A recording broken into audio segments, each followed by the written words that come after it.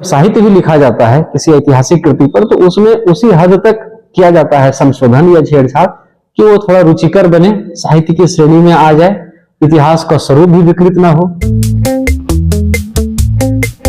चंद्रगुप्त नाटक जो ऐतिहासिक कृति है, तो उसमें इतिहास और कल्पना का किस प्रकार सामंजस्य हुआ है ना। और कभी कभी वो प्रश्न इस ढंग से भी पूछा जाएगा कि एक ऐतिहासिक कृति के रूप में चंद्रगुप्त नाटक का मूल्यांकन करिए, ठीक है।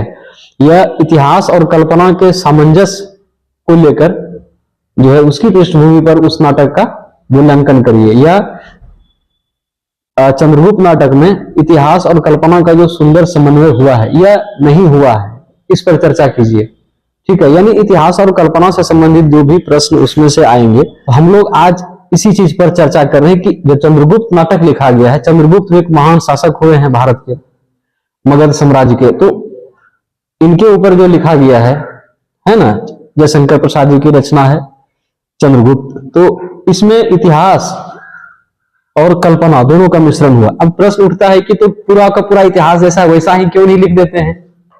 तो इतिहास कोई आवश्यक नहीं है कि पढ़ने में रुचिकर भी लगे, और अगर रुचिकर नहीं होगा तो साहित्य की श्रेणी में नहीं आएगा। जैसे मान लिया जाए जो फिल्मों में हम देखते हैं, तो ऐसा नहीं है कि बिल्कुल सिर्फ इतिहास ही दिखा दिया जाता है। जो सफल और अच्छी ऐतिहासिक फिल्में हैं, जैसे आप ट्रॉय फिल्म देखिए हॉलीवुड की, अलेक्जेंडर, ये सब ऐतिहासिक फिल्में हैं जो हॉलीवुड ने बनाया है, और बहुत ही जबरदस्त पिक्चर हमने देखा है ये सब मूवी। तो उसमें भी कुछ कल्पना का मिश्रण किया गया है, लेकिन वो क्यों किया जाता है? ताकि वो रुचिकर लगे, है ना, क्योंकि वो मनोरंजन का एक साधन भी है। तो इसीलिए जब साहित्य भी लिखा जाता है किसी ऐतिहासिक कृति पर, तो उसमें उसी हद तक किया जाता है संशोधन या छेड़छाड़ कि वो थोड़ा रुचिकर बने, साहित्य की श्रेणी में आ जाए, इतिहास का स्वरूप भी विकृत ना हो। तो इसके लिए कलाकार में टैलेंट चाहिए, ऐसा गुण होना चाहिए रचनाकार में। तो ऐतिहासिक, अब हम लोग आते हैं चंद्रगुप्त पर कि इसको इन्हीं कसौटियों पर कसेंगे हम लोग और देखेंगे कि यह कितना इसमें छेड़छाड़ किया गया है, ऐतिहासिक नाटक के रूप में कितना सफल कृति है, ठीक है। तो सबसे पहले जो हम लोग इसकी भूमिका लिखेंगे, भूमिका में ही बताएंगे कि ऐतिहासिक नाटक क्या होता है। इतिहास के शरीर में कल्पना का कुछ समावेश किया जाता है, काम इसको कहते हैं समाहार किया जाता है, तो इससे ऐतिहासिक कृति बनती है। और कुछ ऐसी चीजें होती हैं जिसमें कि छेड़छाड़ स्वीकार्य नहीं है, जैसे कि जो मूल घटनाएं थी, मूल घटनाओं का जो हम जैसे बताया, जैसे चंद्रगुप्त के बारे में, इस नाटक के बारे में हम जानते हैं कि चंद्रगुप्त ने सेल्यूकस को हराया था, ठीक है। तो ये मूल घटना है उसकी, तो हम ये नहीं दिखा सकते उस नाटक में, उस कृति में कि सेल्यूकस ने हरा दिया था। उसी तरह से जो कालक्रम है उसमें छेड़छाड़ नहीं कर सकते। अगर 320 ईस्वी में आए थे, कब आए थे सिकंदर, तो हम उसमें छेड़छाड़ नहीं कर सकते, वो नहीं दिखा सकते। जो भौगोलिक वातावरण था उस समय का, तो उसमें भी जो ऐसी चीजें हैं जो बहुत प्रसिद्ध हैं, उसमें छेड़छाड़ नहीं कर सकते, ठीक है। और जो मूल पात्र हैं जैसे चंद्रगुप्त और चाणक्य, ये सभी, सिकंदर, सेल्यूकस, ठीक है, दांडयायन, वरुचि, शक्टार, ये सभी इसमें पात्र हैं, ये पर्वतेश्वर, इन सभी के कैरेक्टर में छेड़छाड़ नहीं किया जा सकता, क्योंकि इनके बारे में हम सभी लोग जानते हैं, पूर्व से इतिहास में पढ़ चुके हैं। क्या चाणक्य को बेवकूफ व्यक्ति के रूप में चित्रित किया जा सकता है? वो महान राजनीतिज्ञ हैं, हम लोग सबने पढ़ा है कि वो अर्थशास्त्र लिखा है उन्होंने, चाणक्य नीति किताब पूरे विश्व में प्रसिद्ध है। तो क्या उनको हम एक बेवकूफ व्यक्ति के रूप में दिखा देंगे किसी साहित्य में, नाटक में? तो कभी भी स्वीकृत नहीं होगा समाज में। तो जो उसके मूल पात्र हैं, ठीक है, कैरेक्टर हैं, चरित्र हैं, उनके साथ, उनके स्वभाव का, उनका जो चरित्र चित्रण करेंगे उसके साथ छेड़छाड़ नहीं कर सकते। तो हम लोग क्या करेंगे, इन सभी जो है जो मानक हैं उस पर देखेंगे परख करके। तो सबसे पहले हम लोग आते हैं किस पर, घटनाओं पर। तो चंद्रगुप्त नाटक में इतिहास जो इन्होंने लिखा है, जब आप इसकी भूमिका पढ़ेंगे चंद्रगुप्त नाटक की, ये लेखक ने अपने तरफ से जो दो शब्द वो कहते हैं, उसमें उन्होंने लिखा है, उन्होंने जिक्र किया है कि इस नाटक को लिखने से पहले उन्होंने किन किन चीजों का अध्ययन किया है। तो उन्होंने किन किन चीजों का अध्ययन किया है? जो ऐतिहासिक जितने साक्ष्य हैं, जो बौद्ध ग्रंथ हैं, क्योंकि बौद्ध ग्रंथ में भी बहुत सारा चीज मिलता है उस समय का, जो समसामयिक ग्रंथ लिखे गए।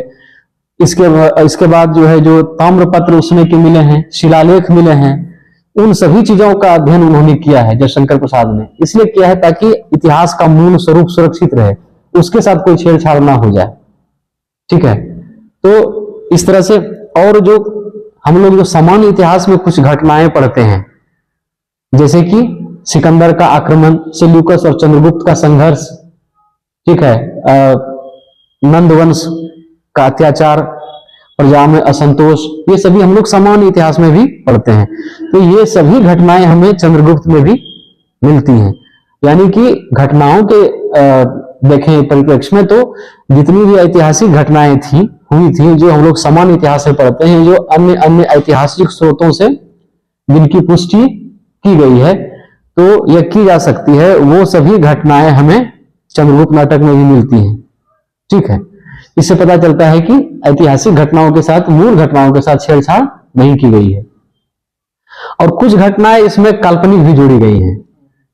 ठीक है, अगर आपने पढ़ा होगा चंद्रगुप्त एक बार भी, आप देख अपने उसमें पढ़ा होगा कि कुछ जो काल्पनिक घटनाएं हैं, जैसे कि कोई बता सकता है? जैसे चाणक्य, जैसे पहला ही जो उसमें दृश्य है, नाटक का पहला ही दृश्य वो काल्पनिक है ना, वो बनाया गया है। इसके बाद जो चाणक्य और चंद्रगुप्त का संवाद होता है वो है। इसके बाद जो एक ये बनाया, एक मानचित्र सेतु का जो बनाया है, और वो आंभिक चुरा लेता है, ठीक है, और अलका उससे जो है वो बहस करती है। तो ये सभी काल्पनिक हैं, ये सभी घटनाएं। लेकिन काल्पनिक घटनाएं इस तरह से जुड़ी हुई हैं इस नाटक में ऐतिहासिक घटनाओं के साथ कि ये पढ़ते समय कहीं से नहीं लगता कि मतलब हम पढ़ते आ रहे हैं, बीच में कोई काल्पनिक घटना आती है जो उन्होंने अपने मन से डाला है लेखक ने, तो आपको उसमें पढ़ते समय नहीं लगेगा, पाठक को यह नहीं लगेगा कि अभी हम ये वाला जो पढ़ रहे हैं ये हिस्सा ये काल्पनिक है, क्योंकि गुथा हुआ है कहानी में, है ना। इन्होंने उस तरह से, और वो कहानी को गति भी देता है, ऐसा लगता है कि नहीं ये पूर्व से हुआ ही होगा, कभी हमारे मन में कभी प्रश्न नहीं उठता कि ये काल्पनिक रहा होगा। तो उदाहरण समेत आपको वो हम जो नोट शेयर करेंगे उसमें मिलेगा आपको, हम बस उसकी व्याख्या कर दे रहे हैं शब्दों में, आप देख लेंगे। और बहुत सारी घटनाएं ऐसी ली गई हैं काल्पनिक जो आगे आने वाली ऐतिहासिक घटनाओं का, ठीक है, उसकी पृष्ठभूमि, उसका बैकग्राउंड तैयार करते हैं। जैसे कि चाणक्य पर्वतेश्वर की रक्षा करता है एक बार, ठीक है, उसके प्राण की रक्षा करता है चाणक्य, तो इतिहास में ऐसी कोई घटना नहीं है। लेकिन बाद में पर्वतेश्वर जो है वो युद्ध में चाणक्य का साथ देता है, तो यहां वो जो आगे साथ देगा उसका पृष्ठभूमि तैयार किया गया है। कहां पर? चाणक्य ने उसकी रक्षा की, तो यहां रक्षा की, तो बाद में उसका उसी तरह से दिखाया गया है कि जब चंद्रगुप्त और कॉर्नेलिया की मुलाकात होती है तो इसमें दिखाया गया है कि कॉर्नेलिया उसके तरफ आकर्षित होती है ना, उसके मन में कुछ मधुर भावनाएं जो है वो उपजती हैं चंद्रगुप्त के प्रति। तो इससे क्या तैयार किया गया है? आगे की घटना, आगे दोनों का विवाह होता है, आगे चंद्रगुप्त और कौंडिल्या का विवाह होता है, तो पाठक को सरल लगता है पचाने में वो चीज। जब हम लोग अंतिम दृश्य में देखते हैं कि जो दोनों में समझौता होता है युद्ध के बाद, तो कौंडिल्या और चंद्रगुप्त का विवाह है ना, वो दोनों बंध जाते हैं विवाह बंधन में। तो पाठक जब पढ़ता है तो उसको ये अटपटा नहीं लगता है कि मतलब कि ये क्या बात हुई, अचानक से दोनों का शादी हो गया, क्योंकि चंद्रगुप्त को मालविका भी पसंद करती है और कल्याणी भी, दो इसमें अन्य राजकुमारियों का नाम है, वो चंद्रगुप्त को वो भी पसंद करती है। लेकिन विवाह होता है कौर्नेलिया से, तो अगर कौर्नेलिया का आकर्षण नहीं दिखाया जाता चंद्रगुप्त के प्रति प्रारंभ में ही, नाटक के शुरुआती हिस्से में, तो अंत में अचानक से न मालविका से विवाह हुआ न कल्याणी से, बल्कि दोनों की मृत्यु हो जाती है और अंत में विवाह हो जाता है कौर्नेलिया से, तो थोड़ा सा अटपटा लगता। इसीलिए प्रारंभ में ही एक दिखा दिया गया है थोड़ा कि जो कौर्नेलिया उसके प्रति आकर्षित है, हल्का सा बस एक हिंट दे दिया गया है, और इसीलिए अंत में जब दोनों का विवाह होता है तो पाठक को ठीक लगता है कि हाँ ठीक है।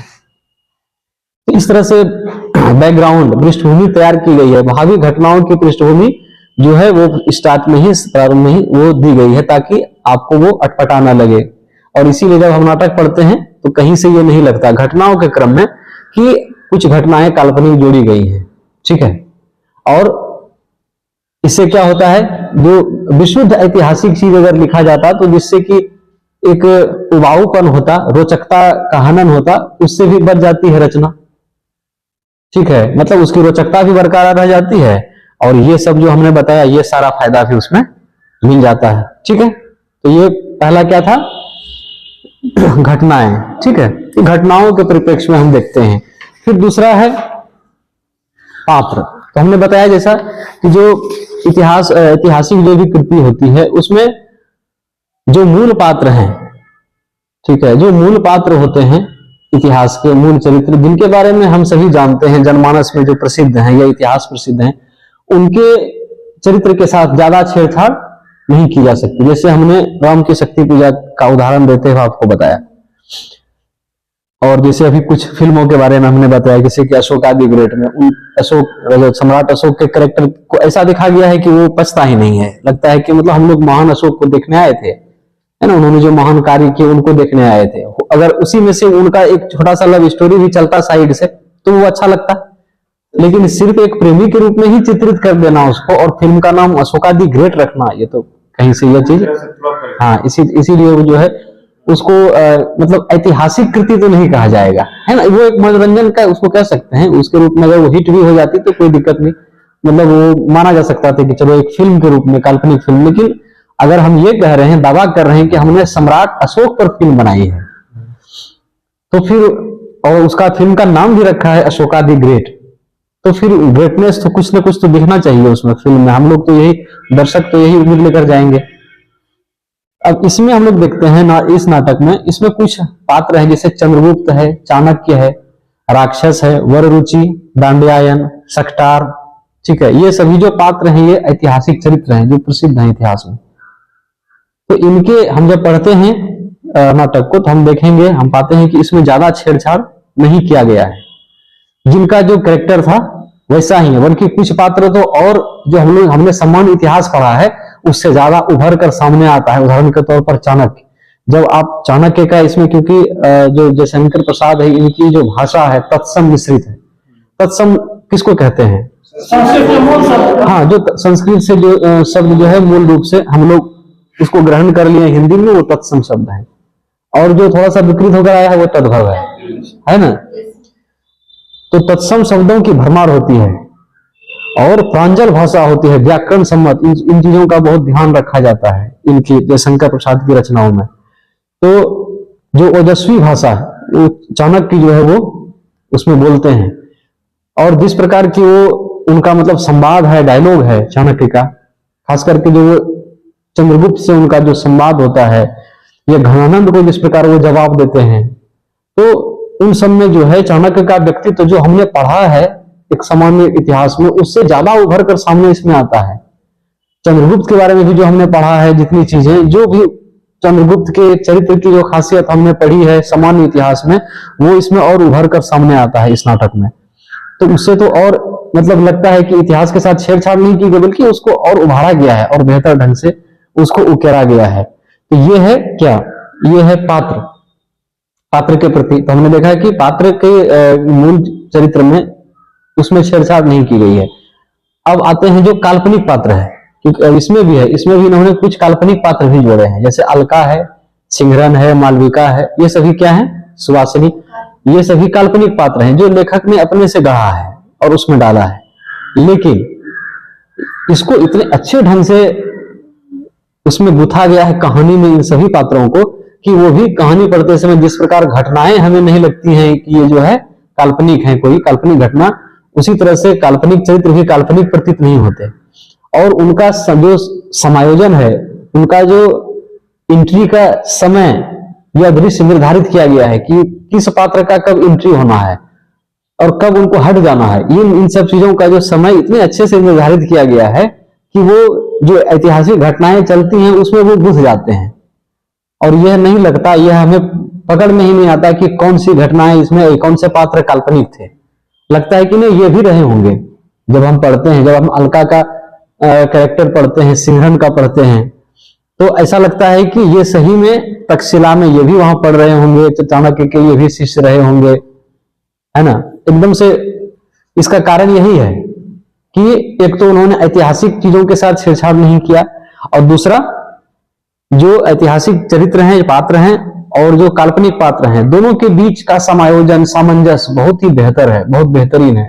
उत्कृष्ट स्तर का है। इसीलिए पात्रों के स्तर पर भी जो इतिहास है और कल्पना है, दोनों का अच्छा सामंजस्य इस नाटक में देखने को मिलता है। ठीक है, उसके बाद तीसरा है भौगोलिक वातावरण। भौगोलिक वातावरण में हम देखते हैं कि जो सामान्य इतिहास में हम लोग पढ़ते हैं, यह तो तत्कालीन उस समय का जो ऐतिहासिक ग्रंथ था, या बौद्ध ग्रंथ थे, या शिलापट थे, ठीक है, ताम्रपत्र, उन सब चीजों में जो हमें उस समय का जो भौगोलिक मिलता है वातावरण या नाम, उन सभी चीजों का वर्णन हमें चंद्रगुप्त नाटक में भी देखने को मिलता है। जैसे कि अगर हम नगरों की बात करें, कुछ प्रमुख नगर थे और उनका उस समय का जो नाम था, जैसे कपिसा एक नगरी थी, तक्षशिला जो अभी पाकिस्तान में है ना, पाटलिपुत्र जो कि अभी पटना है, इस तरह के जो ऐतिहासिक नाम है उस समय के, है ना, मालवा प्रदेश, तो ये कहां पर था, मध्य प्रदेश। तो ये सभी उस समय के नाम हैं और यही नाम जो है हमें ऐतिहासिक ग्रंथों में भी मिलते हैं और इनकी पुष्टि इतिहास से हो जाती है। ठीक है, इससे पता चलता है कि उन्होंने इन चीजों के साथ छेड़छाड़ नहीं किया है, इसको सुरक्षित रखा है। ठीक इसी तरह से जो उत्तर पश्चिम का क्षेत्र था उसको उत्तरापथ कहा उन्होंने, दक्षिण भारत को दक्षिणापथ कहा। ठीक है, और उस समय इसी तरह से लिखा जाता था, तो उन्होंने उसको मेंटेन किया है। उसी प्रकार से जब हम देखते हैं बहुत सारी जो नदियां हैं, जैसे बिपाशा नदी है, शतद्रु, हाँ, तो ये सब नहीं, तो सतलज नया नाम है, शतद्रु, तो इस तरह के, हाँ, सदानिरा, तो उन्होंने जो उस समय लिखा है, ठीक है, उस समय का जो नाम था, जैसे उन्होंने व्यास नहीं लिखा, हाँ, तो वो उसका उन नदियों का जब हम अभी के समय से, मतलब अगर हम देखें कि नाटक में जो लिखा गया है कि वो नदी कहाँ बहती थी और हम अभी अगर देखेंगे वो नदी कहाँ बहती है, तो वो सेम है, वो मिलता है। तो इस तरह से सभी जो भौगोलिक उन्होंने जो वातावरण का निर्माण किया है नाटक में, वो सभी भौगोलिक वातावरण अभी के समय से इतिहास के जो अन्य हमारे पास स्रोत हैं उनसे जब हम मिलान करते हैं तो वो सभी सत्य प्रतीत होता है, मतलब मिलता है, सत्य प्रतीत नहीं होता, वो सत्य है ना। इसके अलावा बहुत सारी ऐसी उसमें बहुत सारे ऐसे संवाद हैं, डायलॉग हैं पात्रों के, और बहुत सारे गीत हैं, जैसे कि कौंडिल्या का गाया हुआ उसमें गीत है, अरुण यह मधुमय देश हमारा, जहां पहुंच अनजान क्षितिज को, तो ये इन सभी गीतों से भी भारत की प्राकृतिक सुषमा का, यहाँ के भौगोलिक वातावरण का भव्य दृश्य जगह जगह उपस्थित किया गया है इस नाटक में। ठीक, तो इस प्रकार से ये तीन जो प्रमुख थे, क्या क्या थे, पहला था ऐतिहासिक घटनाएं, उनका वर्णन, दूसरा पात्र के स्तर पर, तीसरा भौगोलिक वातावरण के स्तर पर। इस सभी स्तर पर हम देखते हैं कि, तो निष्कर्ष रूप में कहेंगे, इस तरह से सभी स्तर पर हम देखते हैं कि जो चंद्रगुप्त नाटक लिखा गया है, ठीक है, उसमें एक तरफ जहां इतिहास का मूल स्वरूप को सुरक्षित रखा गया है, चाहे वो घटना हो, उस समय का वातावरण हो, चाहे प्रमुख पात्र रहे हो, इन सभी को सुरक्षित रखा गया है, उसमें छेड़छाड़ नहीं की गई है। लेकिन चूंकि यह एक क्या है, साहित्य है ना, नाटक साहित्य का एक साहित्य की विधा है और ये रुचिकर होना चाहिए, इसको पढ़ने से हमारे हृदय को आनंद भी मिलना चाहिए, है ना, मनोरंजन भी हमारा होना चाहिए। तो इस वजह से उन्होंने इसमें क्या किया है, इसको रुचिकर बनाने के लिए कुछ कुछ काल्पनिक घटनाएं, काल्पनिक पात्र का भी इसमें समावेश उन्होंने किया है, लेकिन वह इतनी सूक्ष्मता से, इतना अध्ययन करते हुए, है ना, इतनी बारीकी से अध्ययन करने के बाद बेहतरीन ढंग से डाला गया है कि इतिहास और कल्पना का बहुत सुंदर सामंजस्य हमें इस नाटक में देखने को मिलता है। ठीक है, अतः निष्कर्ष रूप में क्या कहा जा सकता है कि जो चंद्रगुप्त नाटक है उसमें इतिहास और कल्पना का बहुत ही सुंदर समन्वय हम पाते हैं। और जो प्रसाद जी की रचना है ऐतिहासिक नाटक, तो ऐतिहासिक कृति की जितनी विशेषता होती है ना, जिन कसौटियों के बल पर किसी कृति को हम एक जो है सफल ऐतिहासिक कृति कह सकते हैं, तो उन सभी कसौटियों पर अगर हम परखते हैं तो चंद्रगुप्त नाटक क्या है, वो एक सफल ऐतिहासिक कृति जो है वो उसका दर्जा प्राप्त करने का की क्षमता जो है इसमें है। ठीक, ये समाप्त हुआ। एक आपका एक प्रश्न। सब्सक्राइब करें हमारे channel M Singh found news को और बेल आइकन को प्रेस करने के बाद नोटिफिकेशन को ऑन कर लें कॉम्पिटिटिव एग्जाम की तैयारी एवं संबंधित सभी जानकारी सबसे पहले पाने के लिए।